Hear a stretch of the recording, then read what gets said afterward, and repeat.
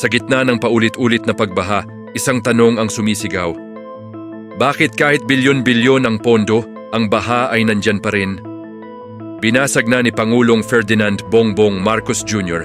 ang katahimikan matapos umabot sa mahigit 20,000 sumbong ang natanggap ng pamahalaan laban sa anomalya sa mga flood control project sa buong bansa. Yung mga proyekto na dapat pumoprotekta sa buhay at kabuhayan, pero sinasabing naging pugad ng katiwalian.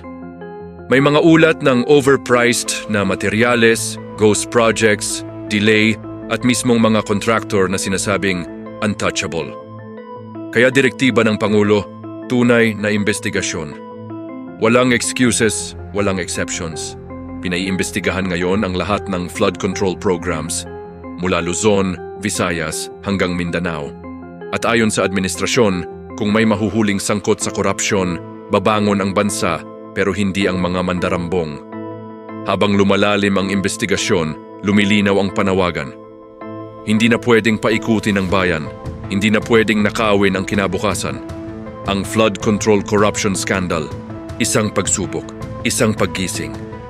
At isang laban na ngayon lang magsisimula.